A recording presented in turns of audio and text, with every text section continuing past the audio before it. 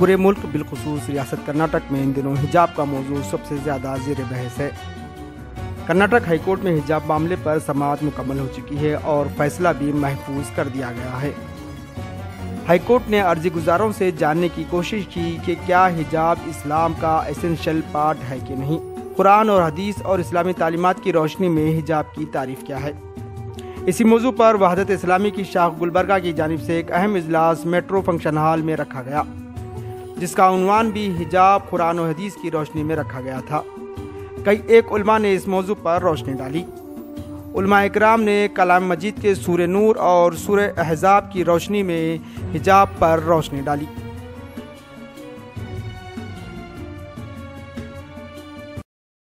کہ قرآن مجید میں اللہ پاک ارشاد فرماتے ہیں یا ایھا النبی قل لازواجک و بناتک و نساء المؤمنین یدنین علیہن من جلابیبہن ذالک ادنی ان یعرفن فلا یؤذین۔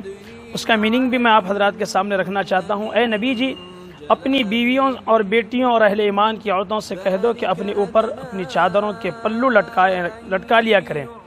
یہ زیادہ مناسب طریقہ ہے تاکہ وہ پہچان لی جائیں کہ یہ مسلمان ہی خواتین ہیں اور عفیف و پاک دامن عورتیں ہیں، پہچان لی جائے اور نہ ستائی جائے، یعنی اوباش اور گندی سوچ رکھنے والی ناپاک ارادوں سے کوئی دیکھ نہ لے اور نگاہیں نہ ڈال لیں۔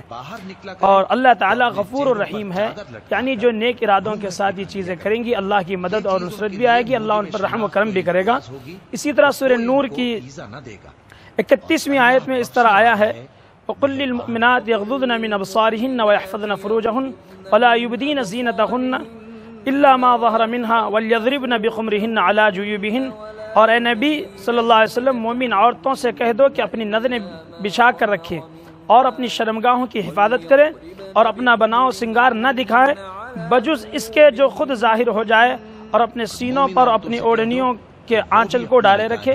بجز کا مطلب یہ ہے کہ جیسے آستی یہ کلائی نظر آ جاتی ہے اور چہرہ نظر آ جاتا ہے، اس کے علاوہ کوئی چیز اور ظاہر نہیں ہونی چاہیے، اور یہ بھی محرموں کے لیے کہا گیا ہے۔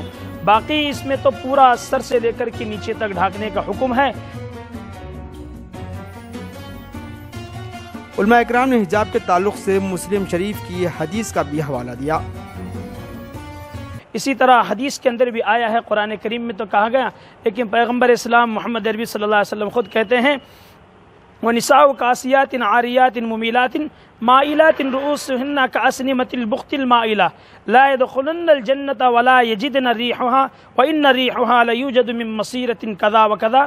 مسلم شریف کی حدیث ہے، وہ عورتیں جو پہنتی تو ہیں مگر ننگی ہیں، یعنی ایسے لباس نہیں پہننی چاہیے جو نام کے لیے ہو لیکن نمائش ہوتی ہو، نہیں پہننی چاہیے۔ اس کے لیے اللہ کے نبی نے فرمایا پہنتی تو ہیں مگر ننگی ہیں، سیدھی راہ سے بہکانے والی بھی ہیں اور خود بھی بہکنے والی ہیں۔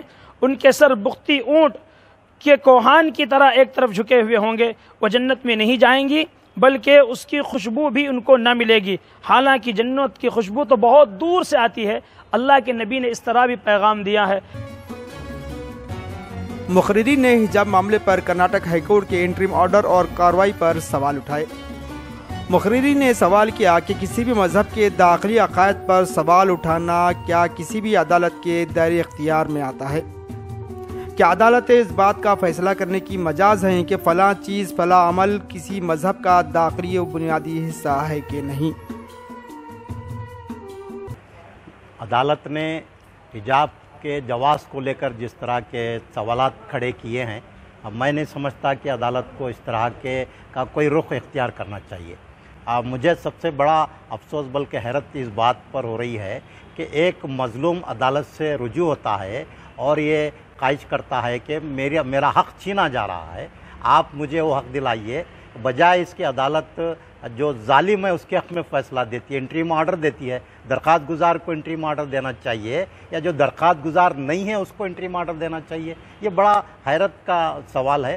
اور دوسری بات میں یہ واضح کر دینا چاہتا ہوں کہ اگر آج مسلمان کالج کی سطح پر حجاب سے کمپرومائز کریں گے تو یہ معاملہ بہت آگے تک جائے گا۔ کل آپ کے بینکوں میں حجاب کے ساتھ خواتین کو داخل ہونے نہیں دیا جائے گا، دفاتر میں داخل ہونے نہیں دیا جائے گا، پولنگ بوتھس میں داخل ہونے نہیں دیا جائے گا۔ ایسے ایک دو واقعات پیش آ رہے ہیں۔ تو اس لیے مسلمان کسی بھی قیمت پر حجاب سے کمپرومائز نہیں کر سکتے. یہ حکومت کو بھی بات سمجھ لینی چاہیے اور عدالتوں کو بھی سمجھنی چاہیے اور خود مسلمانوں کو بھی اور مسلمانوں کی تمام تنظیموں کو بھی یہ واضح کر دینا ضروری ہے کہ حجاب پر کوئی کمپرومائز نہیں ہوگا، کیونکہ حجاب جو ہے یہ ہمارے ایمان کا ایک حصہ ہے اور ایک ہماری شناخت، ہماری پہچان کا حصہ ہے. اس پروگرام کے ذریعے سے ہم یہ بیداری لانا چاہتے ہیں کہ یہ حجاب اسلام کا انٹیگرل پارٹ ہے. اس کو دنیا کے کسی عدالت میں دنیا کی کوئی حکومت اس کو چیلنج نہیں کر سکتی ہے. جب دنیا کی عدالت اور حکومتیں نہیں تھی اس وقت سے یہ قانون اسلام کے شرعی قانون ہے. It's a way of and part of life. اس کو دنیا کی کوئی طاقت چیلنج نہیں کر سکتی ہے. دنیا کے عدالتوں میں کچھ بھی فیصلے کرتے جائیں، ہم حجاب کے معاملے میں دستبردار ہو نہیں سکتے. یہ ہماری بیسک فنڈامنٹل رائٹس ہے اور وہ ہماری لائن ہے. مقررین نے حجاب معاملے کو ایک الارمنگ سچویشن قرار دیا اور امت مسلمہ کو ہوش کے ناخن لینے کی اپیل کی. وائس پریزیڈنٹ تعمیر ملت گلبرگہ، آج وحدت اسلامی کی طرف سے جو پروگرام رکھا گیا تھا وہ واقعی میں بہت زیادہ کامیاب رہا، جس میں بالخصوص اسلام کے ایک ہی شعار کے اوپر گفتگو کی گئی، وہ حجاب. مگر میرا ماننا یہ ہے کہ یہ ٹوٹلی طور پر مسلمانوں کے یا ملت اسلامیہ کی غیرت کو للکارا گیا ہے، کیونکہ اسلام یا مسلمان ہر چیز کو برداشت کر سکتا ہے، کبھی بھی اسلامی غیرت سے کوئی سودا، کوئی کمپرومائز نہیں کر سکتا. آج جس انداز سے مسلمانوں کی بالخصوص آئیڈینٹیفائی کو جو چیلنج کیا جا رہا ہے، مسلمانوں کے عقیدے کو جو چیلنج کیا جا رہا ہے، مسلمانوں کی جانوں کی، مالوں کی، عزت کی، آبرو کی دھجیاں اڑا کر جو چیلنج کیا جا رہا ہے، مسلمان اس کو قطعی برداشت نہیں کر سکتا. چند سالوں سے حکومت کا رویہ دیکھ رہے ہیں کہ کسی نہ کسی طریقے سے مسلم کمیونٹی کو ٹارگیٹ کیا جائے اور وہ بیک فٹ پر چلے جائے اور وہ اپنے جو شعار ہوتے ہیں، جو اپنے احکامات وغیرہ ہوتے ہیں، اس سے دستبردار ہونا یہ سیکھیں. یہ مسلم کیا کہتے ہیں کہ مسلم ذہنوں کے اندر ڈالنا چاہتے ہیں، لیکن انہیں معلوم ہونا چاہیے کہ اللہ کا دین ہے اور کچھ دن نرم اور گرم آ سکتے ہیں لیکن یہ کبھی مٹنے والا نہیں. تو نہ مٹ جائے گا ایران کے مٹ جانے سے، نشے میں کو تعلق نہیں پیمانے سے. جلسے میں خواتین کی بھی بڑی تعداد نے شرکت کی. بیورو رپورٹ، ہند کرونیکل، گلبرگہ.